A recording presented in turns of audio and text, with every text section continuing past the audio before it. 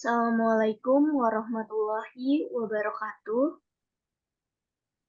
Kami, saya sendiri, yaitu Istiqomah Wahyu Asih dan rekan saya, Kodriani April Wulandari, akan menjelaskan mengenai proses pengolahan dari Brom OBR.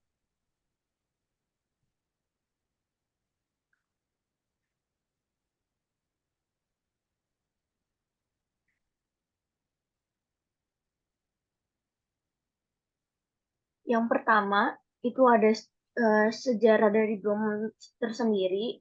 Brom itu ditemukan pada tahun 1826 oleh kimiawan Prancis, yaitu Anthony Jerome, dan pembuatan garam laut di Montpellier. Kemudian dia juga membebaskan unsur brom dengan melewatkan klorin melalui larutan residu yang disebut dengan bitters yang berisi magnesium bromida. Nah, penyulingan bahan dengan mangan dioksida dan asam sulfat menghasilkan uap berwarna merah yang terkondensasi menjadi cairan kental berwarna gelap. Dari keasaman prosedur, hal itu membuat dari klorinnya menjadi inspirasi dari Ballardnya ini, si penemunya, untuk memperoleh elemen baru yang mirip dengan klorin.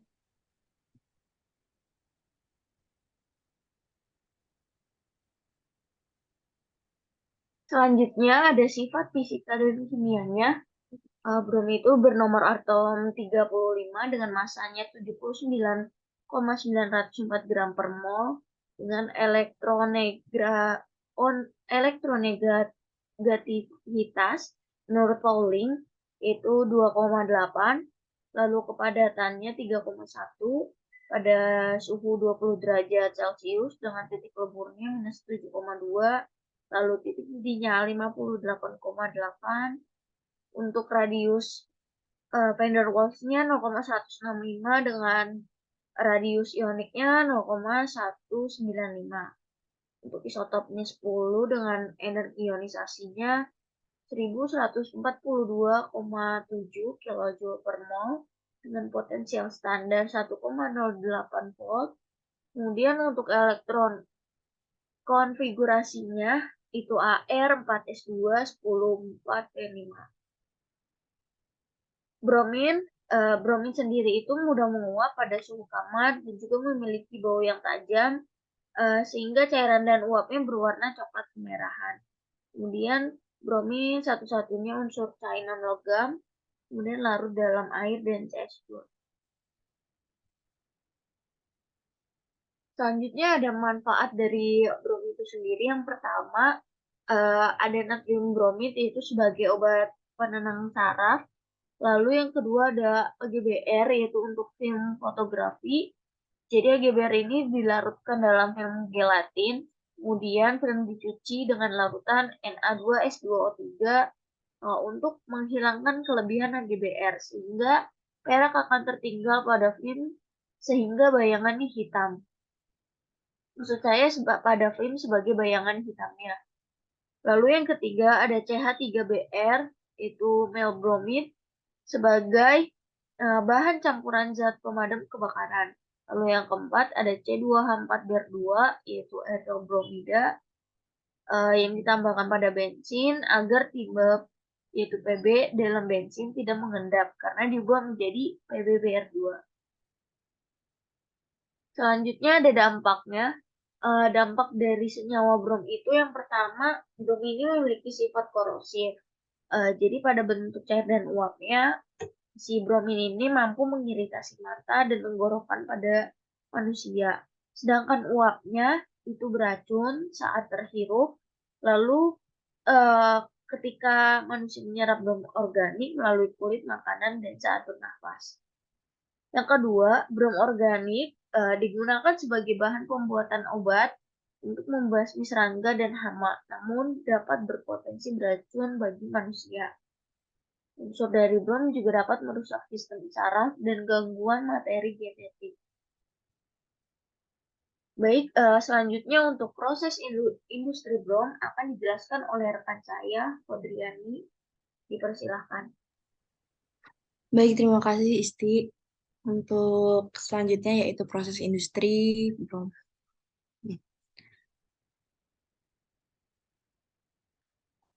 Produksi dari brom itu sendiri berasal dari bittern menggunakan proses Kubik- Kubirsky. Dalam proses tersebut, bittern dipanaskan sampai suhu kurang lebih 90 derajat Celcius, kemudian diasamkan dan diklorinikasi untuk membebaskan brom molekuler dengan reaksi Cl2 plus 2Br- menjadi Br2 plus 2Cl-.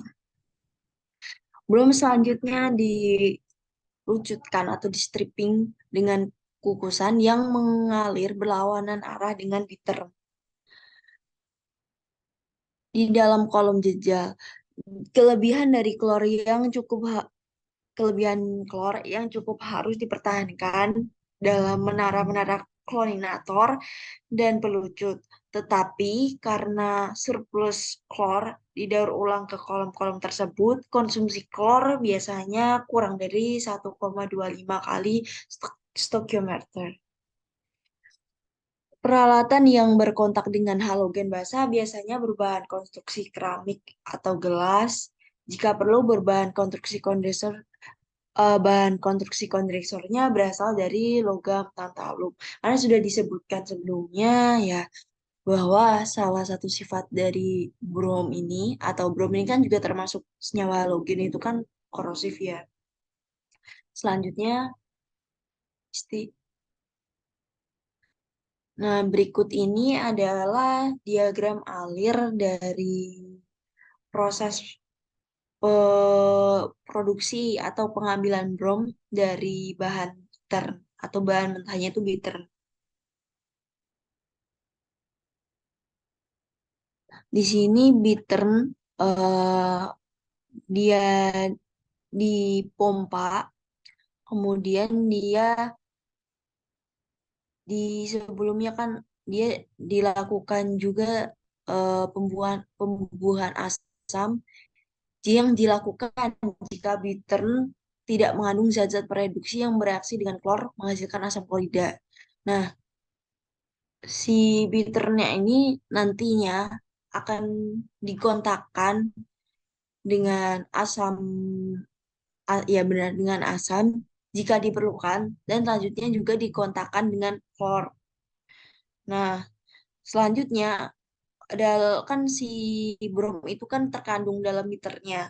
Nah, brom ini akan dilucutkan atau dilepaskan dari si eh, bitter ini supaya si bromnya ini yang mau diambil. Nah, itu pada menara menara pelucut. Nah, di dalam menara pelucut itu kan nanti si bromnya itu kan dia akan melucut atau dilepaskan gitu kan dari si bitter bitter ini. Nah, brom yang berhasil dilucutkan dia akan masuk ke kondensor. Nah, dari situ, dari kondensor, brom nanti akan kembali diembunkan. Selanjutnya, brom yang mentah hasil dari kondensor tadi dimasukkan ke kolom distilasi. Nah, tujuannya itu untuk memisahkan eh, brom itu dengan zat-zat pengotor, zat berat yang pengotornya. Kemudian didapatkan juga eh, bromnya itu, tapi sebenarnya dia juga masih bercampur dengan zat-zat lain ya. Contohnya klor tadi, soalnya kan dia menggunakan klor juga kan pada proses pelucutannya.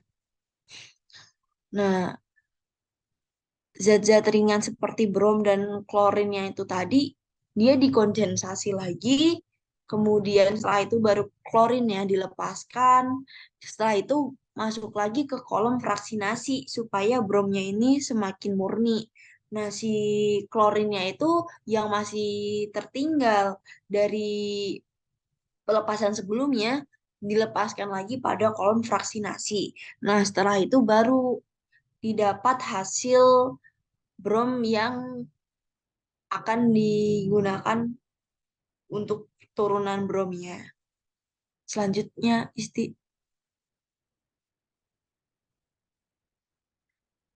salah satu produk dari penurunan brom adalah HBr. HBr itu sendiri sebenarnya dia memiliki beberapa metode produksi.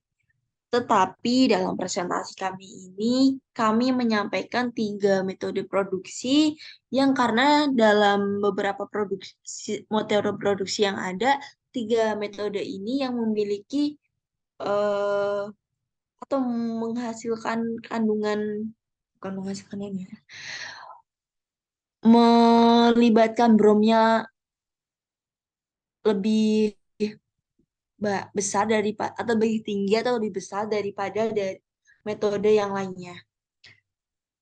Di sini untuk metode yang pertama yaitu eh, kan produk turunannya hidrogen bromida. Nah, itu dibuat dengan reaksi fase gas langsung dari hidrogen dan brom.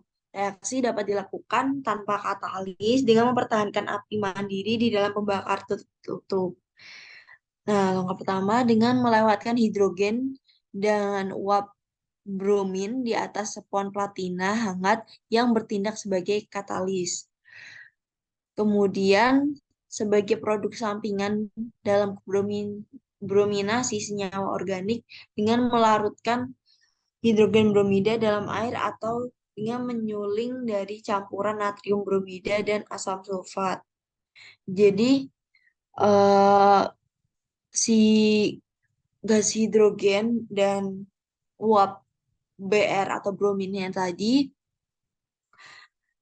dia dilewatkan di atas spon patina hangat yang bertindak sebagai katalis. Tapi sebenarnya platina itu sendiri kan dia sebenarnya inert ya. Mengingat dari sifat bromin tadi dia kan korosif.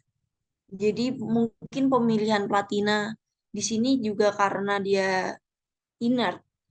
Selanjutnya sebagai produk samping dalam bromin senyawa organik, maksudnya dari proses hidrogen dan bromin kan ada senyawa produk sampingnya. Nah, untuk menghilangkannya itu dengan melarutkan hidrogen bromida dalam air atau dengan menyuling dari campuran natrium bromida dan asam sulfat 50%.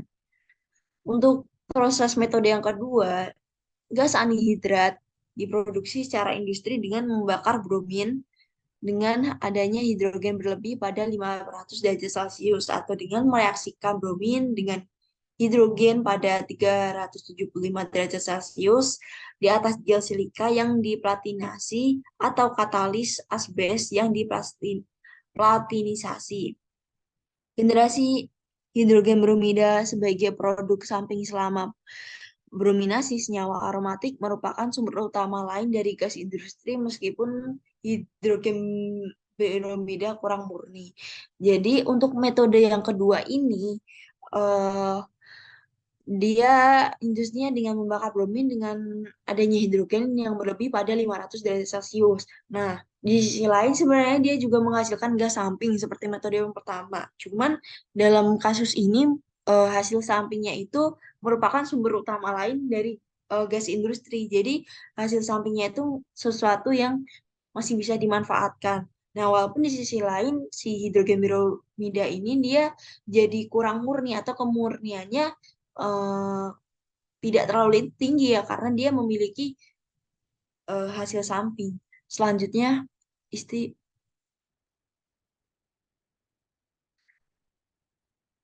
pada metode yang ketiga, asam hidrobromat mendidih konstan di suling pada 124,3 derajat Celcius pada tekanan atmosfer dan mengandung 47,63% berat hidrogen bromida. Titik didih dan konsentrasi hidrogen bromida sebagian dapat dikontrol dengan memvariasi tekanan selama distilasi. Larutan ini diproduksi secara industri dengan melarutkan hidrogen bromida dalam air. Oke, cukup bervariasi ternyata. Untuk yang metode yang ketiga ini, Yang direaksikan adalah eh, s- si hidrogen dan bromnya.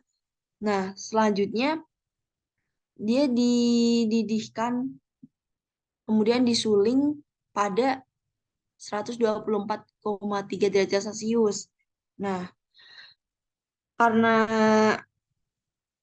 dia juga maksudnya diproduksi dalam industri.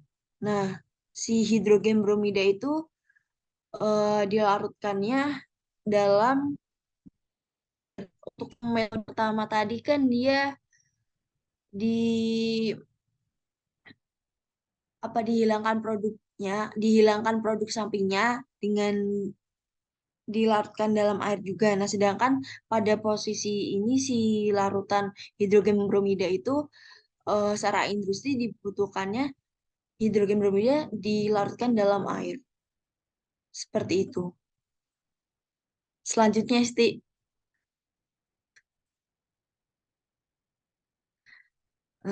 terima kasih. Sekian dari presentasi kami. Apabila kami memiliki salah-salah dalam penyampaian, kami mohon maaf karena kami juga masih belajar. Wassalamualaikum warahmatullahi wabarakatuh.